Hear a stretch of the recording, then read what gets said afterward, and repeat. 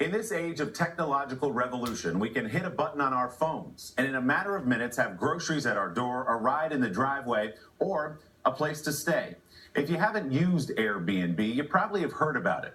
A host looking to make a few bucks posts a listing for a room or an entire home up on the Airbnb site. A traveler looking for a good deal shops the site and chooses a rental. Renter and host are matched, and Airbnb takes 3% of the price. It's a formula that has made Airbnb one of the most successful and most disruptive companies in the world, with hotels and cities now scrambling to keep up. I stopped by to visit co-founder Brian Chesky, who also is the company's CEO and head of community. Where else but in his Airbnb here in New York? This is literally just the beginning. How does a 35-year-old CEO with an estimated personal net worth approaching $4 billion travel the world? By crashing at other people's homes. Hello, how you doing? So you're actually staying in this Airbnb rental? Yeah, I'm here. This is a house in Harlem. My girlfriend and my mom were here last night, and we had food here together, so it's pretty cool. I've literally stayed in hundreds of them. I mean, at one point, I even lived on the website. I give up my home, and we would go home to home, so it's been a pretty amazing experience. Airbnb began nearly a decade ago with 3 inflatable air mattresses on the floor of Brian Chesky's living room. Today, the company has 3 million listings in 65,000 cities and 191 countries around the world. It's valued at $30 billion, nearly twice the value of Hilton worldwide. You mentioned you were perhaps an unlikely business mogul growing up. Right. Your high school yearbook quote was a Jerry Seinfeld quote? Yes. My high school yearbook quote was, "I'm sure I'll amount to nothing." And I remember I put it in. I came home one day. My dad had a copy of the yearbook, and I remember he just shouted, "Nothing!" And I was like, yeah, whatever. I hope you framed that. There's some irony to it. Maybe now there is. Chesky grew up near Albany, New York, the son of 2 social workers. From a young age, he was fascinated by improving things that just didn't seem right to him. When you were a kid, you would ask for Christmas presents because you didn't like their design. I was obsessed with this, things like Game Gear and Game Boys and these different devices, and I wanted to redesign them. When I was a really little kid, asked for my dad to buy Disney stock so we could get the Disney annual reports, because in the Disney annual reports, they had renderings of the new rides and the theme parks, and I could use those renderings and redesign the theme parks. In hindsight, these were slightly peculiar interests. You think? Yes, exactly. I guess I've always been obsessed with a better way to design something, and probably first and foremost, a better way to design communities. So instead of asking to go to Disney World, you were asking for the annual report as a child. Exactly. Long before he became one of the leaders of the new economy, Chesky was an artist, a hockey player, even a competitive bodybuilder. You still jacking some steel? You still get it up?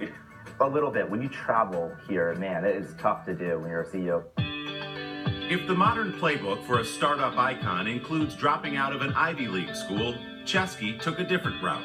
He spent his college years at the Rhode Island School of Design. There, he met Joe Gebbia, who later became one of 3 co-founders of Airbnb. We always thought, design isn't how something looks. Design's how something works. And we had this really simple idea. What if you could go somewhere and feel like you live there? That simple idea was born of necessity. Chesky had quit his design job and joined Gebbia in San Francisco. Between the 2 of them, they couldn't pay their first month's rent. It turns out that weekend, there was this international design conference. All the hotels were sold out. And we had this idea, let's just create a bed and breakfast for the design conference. We pulled the airbeds out of the closet, we inflated them, and we called it the Air Bed and Breakfast. A light bulb went off, but early skeptics of their idea didn't believe people would invite strangers into their homes. In 2008, without big investors, Chesky and Gebbia began covering their costs by selling breakfast cereal.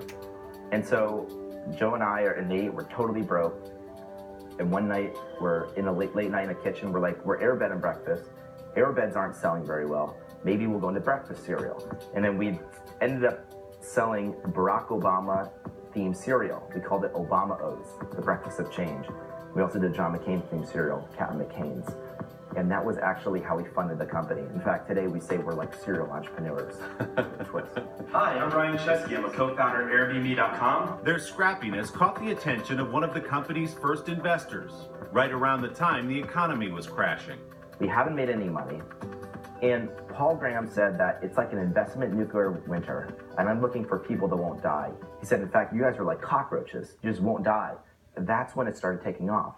And the idea literally spread city by city, block by block. It grew as a network. With Airbnb's rapid expansion from 120,000 listings in 2011 to 3 million today, regulators in many cities are struggling to handle the boom in short-term rentals. We're sitting in a beautiful home in New York City, which is one of many cities that's passed laws or regulations to try to restrict Airbnb's ability to operate here. What is your answer to critics who say it's bad for affordable housing? The story of most people in our community is people that are average income who depend on the money to get by. And the average person is renting the home they live in.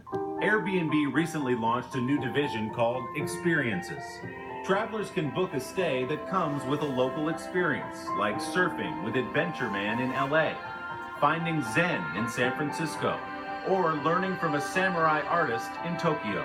I think one of the things you and others have found is that especially younger customers are seeking these experiences. Yes. They don't want to accumulate things as much as life experiences.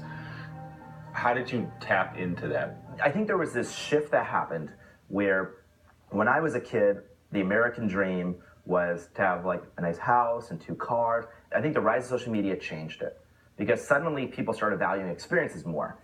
A new experience launching this month in New York, a partnership with an urban farm called Harlem Grown. Rent a room and spend a day helping out.